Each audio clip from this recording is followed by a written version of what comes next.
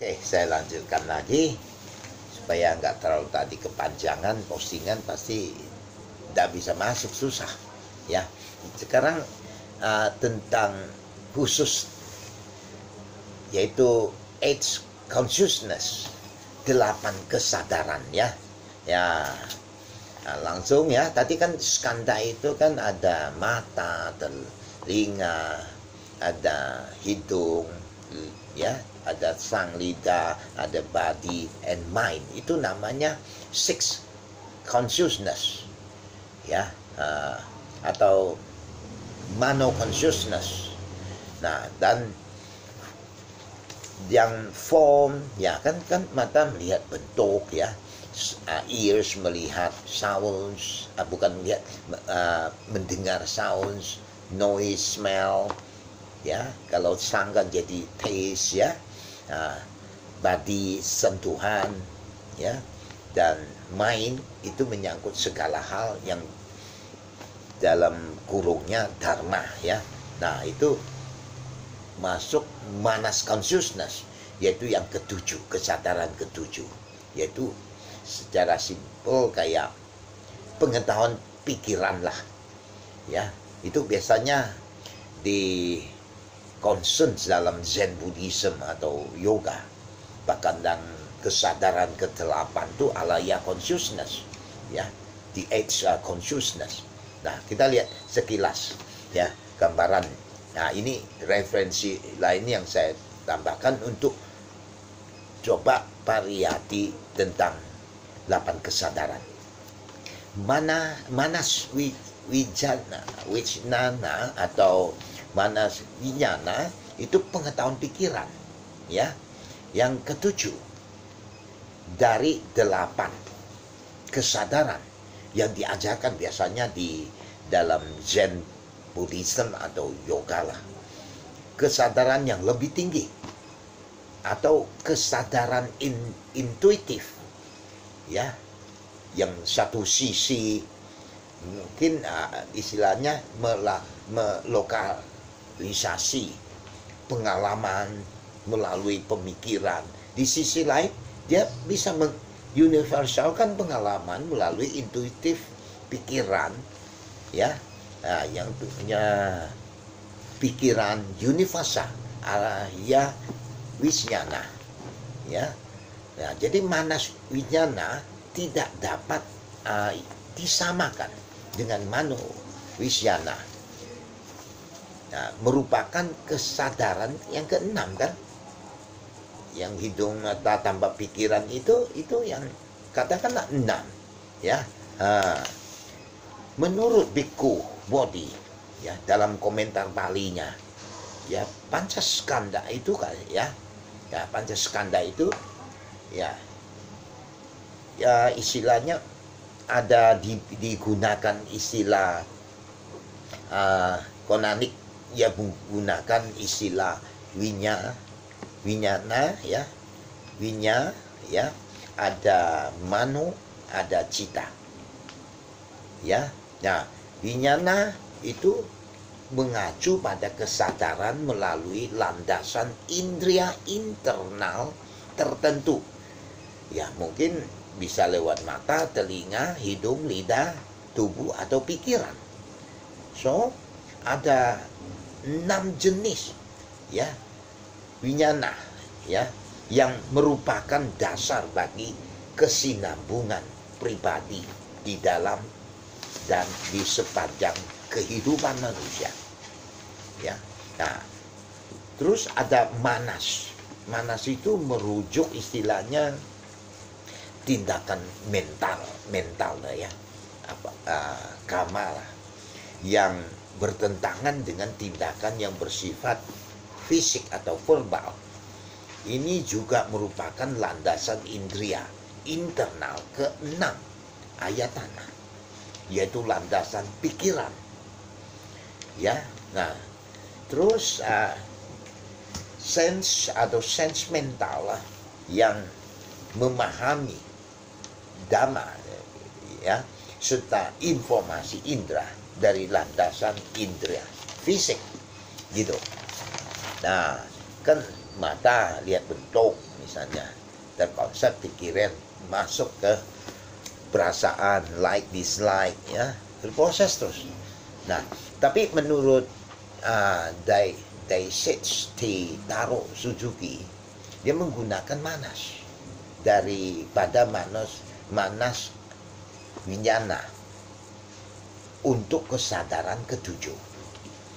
Dalam sutra Lankawatara, ya, dia menyajikan pandangan, ya, Zen tentang 8 kesadaran dari pandangan Yogacara.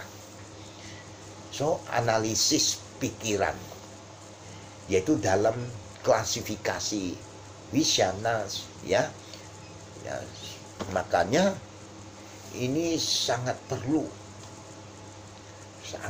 banget tentang cita manas, wijana, mano wijana, ya, dan alaya wijana. Nah, terus wijana itu kan wijanana, itu bahasa Sanskertanya kan, ya, wijana. Nah, itu awalan dari wi itu membagi, dan jana itu memahami atau mengetahui. Jadi wijanana itu kemampuan untuk membedakan atau menilai lah, ya, membedakan, ya, atau menilai. Misalnya itu ada benda dengan mata lihat, nah, ini dinilai, apa ini merah, apel merah, atau sepotong linen putih. Nah, ini namanya kemampuan melakukan ini disebut aishvinyana. Kita lihat, ya, ini kesadaran yang masuk kategori the sixth consciousness tadi. Begitu juga dengan telinga, hidung, lidah, ya. Terus ada wijana tubuh untuk disentuh, dan pemikiran wijanana, ya, atau mano wijanana, ya, itu kan yang 6 untuk gagasan bersama-sama, ya, bentuk 6 bentuk, ya, untuk membedakan berbagai variasi aspek dunia eksternal ataupun internal. Oke, nah, dari ke-6 wijasnana ini, katakanlah mano wijasnana paling penting, karena dia berlangsung lah dengan fakultatif batin, berkontak dengan yang kita kenal dengan manas. Jadi mata, itu panca indera tanpa pikiran, kan lihat langsung kontak, itu bisa masuk ke batin, fakultasnya ke batin yang kita kenal dengan manas. Manas secara kasar lah katakannya, yaitu bersesuaian dengan pikiran, ya, sebagai organ pemikiran. Tetapi pada kenyataannya lebih dari itu, ia juga merupakan kekuatan yang kuat untuk melekatkan diri pada hasil pemikiran, ya. Jadi yang pertama bahkan dapat dianggap lebih rendah dari kekuatan keterikatan itu. Jadi manas berkehendak pertama, kemudian mendeskripsikan atau mendiskriminasi, ya, untuk menghakimi, menilai lah. Nah, bisa pecah belah, ya, berakhir dengan keberadaan secara dualistik, ya kan, dianalisis akhirnya, wah, ada baik, ada buruk, ya. Nah, kalau yang baik nanti dia, menurut dia, analisis otak dia, kesadarannya, dia akan lengket, ya. Nah, karena kekuatan manas ini pada interpretasi dualistik tentang eksistensi, ya, kemauan dan pemikiran terkait erat dengan istilahnya tekstur manas. Sedangkan cita itu kan merupakan, ya, semacam akal.